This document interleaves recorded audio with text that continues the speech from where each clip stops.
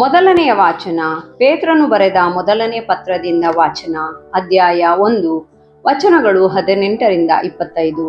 ಸಹೋದರರೇ, ನಿಮ್ಮ ಪೂರ್ವಜರಿಂದ ಪರಂಪರೆಯಾಗಿ ಬಂದಿರುವ ನಿರರ್ಥಕ ನಡವಳಿಕೆಯಿಂದ ನಿಮ್ಮನ್ನು ಬಿಡುಗಡೆ ಮಾಡಲು ಕೊಡಲಾದ ಬೆಲೆಯು ಎಂಥದ್ದೆಂದು ನಿಮಗೆ ತಿಳಿದಿದೆ. ಅದು ನಶಿಸಿ ಹೋಗುವ ಬೆಳ್ಳಿ ಬಂಗಾರವಲ್ಲ, ಬದಲಿಗೆ ಯಾವ ನ್ಯೂನತೆಯೂ ಇಲ್ಲದ, ಯಾವ ಕಳಂಕವೂ ಇಲ್ಲದ ಬಲಿಯ ಕುರಿಮರಿಯಂತ ಕ್ರಿಸ್ತ ಯೇಸುವಿನ ಅಮೂಲ್ಯ ರಕ್ತವೇ ಆ ಬೆಲೆ. ವಿಶ್ವ ಸೃಷ್ಟಿಗೆ ಮೊದಲೇ ಯೇಸು ಕ್ರಿಸ್ತರನ್ನು ದೇವರು ಇದಕ್ಕೆಂದು ಗೊತ್ತು ಮಾಡಿದ್ದರು. ಈ ಅಂತಿಮ ದಿನಗಳಲ್ಲಿ ನಿಮಗೋಸ್ಕರ ಯೇಸು ಪ್ರತ್ಯಕ್ಷರಾದರು. ಮರಣದಿಂದ ಪುನರುತ್ಥಾನಗೊಳಿಸಿ ಮಹಿಮೆ ಪಡಿಸಿದ ದೇವರಲ್ಲಿ ನೀವು ವಿಶ್ವಾಸವಿಟ್ಟದ್ದು ಇವರ ಮುಖಾಂತರವೇ. ಹೀಗೆ ನಿಮ್ಮ ವಿಶ್ವಾಸವು ನಿರೀಕ್ಷೆಯು ದೇವರಲ್ಲೇ ನೆಲೆಗೊಂಡಿವೆ. ಸತ್ಯಕ್ಕೆ ಶರಣಾಗಿ ಆತ್ಮಶುದ್ಧಿ ಹೊಂದಿರುವ ನೀವು ಸಹೋದರರನ್ನು ನಿಷ್ಕಪಟದಿಂದ ಪ್ರೀತಿಸಬಲ್ಲಿರಿ ಎಂದೇ ಒಬ್ಬರನ್ನೊಬ್ಬರು ಹೃತ್ಪೂರ್ವಕವಾಗಿಯೂ ಯಥಾರ್ಥವಾಗಿಯೂ ಪ್ರೀತಿಸಿರಿ. ನೀವು ಸಜೀವವಾದ ಅನಂತ ದೈವ ವಾಕ್ಯದ ಮೂಲಕ ಹೊಸ ಜನ್ಮವನ್ನು ಪಡೆದಿದ್ದೀರಿ. ಈ ಜನ್ಮವನ್ನು ನೀವು ಪಡೆದಿರುವುದು ಮರ್ತ್ಯ ಮಾನವನಿಂದಲ್ಲ, ಅಮರ ದೇವರಿಂದ.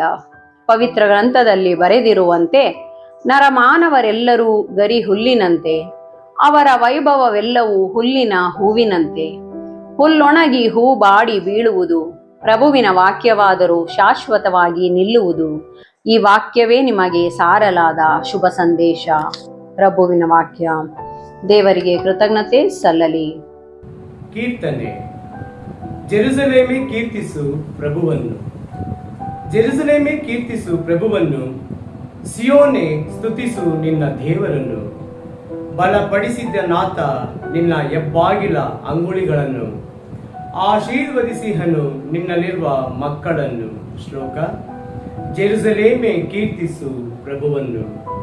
ನಿನ್ನ ಪ್ರಾಂತ್ಯದೊಳಗೆಲ್ಲ ಇರುವುದು ನೆಮ್ಮದಿ, ನೀಡುವನು ನಿನಗೆ ಅತ್ಯುತ್ತಮ ಗೋಧಿ, ಕಳಿಸುವನು ಧರೆಗೆ ತನ್ನ ಹಣತಿ, ಸಿದ್ಧಿಯಾಗುವುದದು ಬಲು ಶ್ರೀಗತಿ. ಶ್ಲೋಕ. ಜೆರುಸಲೇಮೇ ಕೀರ್ತಿಸು ಪ್ರಭುವನ್ನು. ತಿಳಿಸಿಹನು ತನ್ನ ವಾಕ್ಯವನ್ನು ಯಾಕೋಬ್ಯರಿಗೆ, ನಿನ್ನ ವಿಧಿ ನಿಯಮಗಳನ್ನು ಇಸ್ರಾಯೇಲರಿಗೆ. ಬೇರಾವ ಜನಾಂಗಕ್ಕೂ ಆತ ಹೀಗೆ ಮಾಡಿಲ್ಲ, ಆತನ ವಿಧಿ ನಿಯಮಗಳನ್ನು ಅವರಿಗೆ ತಿಳಿಸಿಲ್ಲ. ಶ್ಲೋಕ. ಜೆರುಸಲೇಮೇ ಕೀರ್ತಿಸು ಪ್ರಭುವನ್ನು. ಘೋಷಣೆ. Hallelujah, hallelujah. ಆತನ ಕರೆಗೆ ಕಿವಿಗೊಟ್ಟರೆನಿತೋ ಒಳಿತು ನೀವಿಂದೆ. ಕಲ್ಲಾಗಿಸಿಕೊಳ್ಳದಿರಿ ಹೃದಯವನ್ನು ನಿಮ್ಮ ಪೂರ್ವಜರಂತೆ. ಹಲ್ಲೆಲೂಯ. ಸಂತ ಮಾರ್ಕರು ಬರೆದ ಪವಿತ್ರ ಶುಭ ಸಂದೇಶದಿಂದ ವಾಚನ. ಅಧ್ಯಾಯ 10, ವಚನಗಳು 32ರಿಂದ 45ರವರೆಗೆ. ಆ ಕಾಲದಲ್ಲಿ ಜೆರುಸಲೇಮಿಗೆ ಪ್ರಯಾಣ ಮಾಡುತ್ತಾ ಇದ್ದಾಗ ಯೇಸು ಎಲ್ಲರಿಗಿಂತ ಮುಂದೆ ನಡೆಯುತ್ತಿದ್ದರು. ಅದನ್ನು ನೋಡಿ ಶಿಷ್ಯರು ಆಶ್ಚರ್ಯಪಟ್ಟರು. ಅವರ ಹಿಂದೆ ಬರುತ್ತಿದ್ದವರು ದಿಗಿಲುಗೊಂಡರು. ಆಗ ಯೇಸು 12 ಮಂದಿ ಶಿಷ್ಯರನ್ನು ತಮ್ಮ ಬಳಿಗೆ ಕರೆದು ತಮಗೆ ಸಂಭವಿಸಲಿರುವ ವಿಷಯಗಳನ್ನು ಮತ್ತೊಮ್ಮೆ ಅವರಿಗೆ ಹೇಳತೊಡಗಿದರು. ನೋಡಿ, ನಾವು ಜೆರುಸಲೇಮಿಗೆ ಹೋಗುತ್ತಿದ್ದೇವೆ. ಅಲ್ಲಿ ನರಪುತ್ರನನ್ನು ಮುಖ್ಯ ಯಾಜಕರ ಮತ್ತು ಧರ್ಮಶಾಸ್ತ್ರಿಗಳ ವಶಕ್ಕೆ ಒಪ್ಪಿಸುವರು. ಆತನು ಮರಣದಂಡನೆಗೆ ಅರ್ಹನೆಂದು ಅವರು ತೀರ್ಮಾನಿಸಿ ಪರಕೀಯರ ಕೈಗೊಪ್ಪಿಸುವರು. ಇವರು ಆತನನ್ನು ಪರಿಹಾಸ್ಯ ಮಾಡುವರು, ಆತನ ಮೇಲೆ ಉಗುಳುವರು, ಕೊರಡೆಯಿಂದ ಹೊಡೆಯುವರು, ಅನಂತರ ಕೊಂದು ಹಾಕುವರು. ಆತನಾದರೂ 3 ದಿನದ ಮೇಲೆ ಪುನರುತ್ಥಾನ ಹೊಂದುವನು ಎಂದರು. ಜೆಬೆದಾಯನ ಮಕ್ಕಳಾದ ಯಾಕೋಬ ಮತ್ತು ಯೋವಾನ್ನ ಯೇಸುವಿನ ಬಳಿಗೆ ಬಂದು, ಗುರುವೇ, ನಮ್ಮದೊಂದು ಭಿನ್ನಹವಿದೆ, ಅದನ್ನು ನಡೆಸಿಕೊಡಬೇಕು ಎಂದು ವಿಜ್ಞಾಪಿಸಿಕೊಂಡರು. ನನ್ನಿಂದ ನಿಮಗೇನಾಗಬೇಕು ಎಂದು ಯೇಸು ಕೇಳಿದರು. ತಮ್ಮ ಮಹಿಮಾ ಸ್ಥಾನದಲ್ಲಿ ನಮ್ಮಲ್ಲಿ ಒಬ್ಬನು ತಮ್ಮ ಬಲಗಡೆಯಲ್ಲೂ ಇನ್ನೊಬ್ಬನು ಎಡಗಡೆಯಲ್ಲೂ ಆಸೀನರಾಗುವಂತೆ ಅನುಗ್ರಹಿಸಬೇಕು ಎಂದು ತಮ್ಮ ಬಯಕೆಯನ್ನು ತೋಡಿಕೊಂಡರು. ಅದಕ್ಕೆ ಯೇಸು, ನೀವು ಕೋರಿಕೊಂಡದ್ದು ಏನೆಂದು ನಿಮಗೇ ತಿಳಿಯದು. ನಾನು ಕುಡಿಯಲಿರುವ ಪಾತ್ರೆಯಿಂದ ಕುಡಿಯಲು ನಿಮ್ಮಿಂದ ಆದೀತೆ?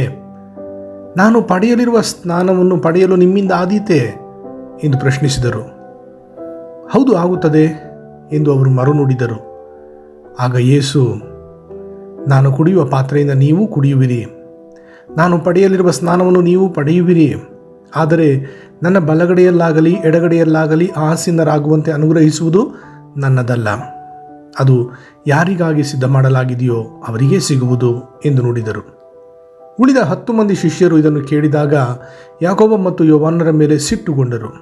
ಆಗ ಯೇಸು ಶಿಷ್ಯರೆಲ್ಲರನ್ನು ತಮ್ಮ ಬಳಿಗೆ ಕರೆದು, ಪ್ರಜಾಧಿಪತಿಗಳು ಎನಿಸಿಕೊಳ್ಳುವವರು ಪ್ರಜೆಗಳ ಮೇಲೆ ದರ್ಪದಿಂದ ದೊರೆತನ ಮಾಡುತ್ತಾರೆ, ಜನನಾಯಕರು ಎನಿಸಿಕೊಳ್ಳುವವರು ಜನರ ಮೇಲೆ ಅಧಿಕಾರ ಪ್ರದರ್ಶನ ಮಾಡುತ್ತಾರೆ.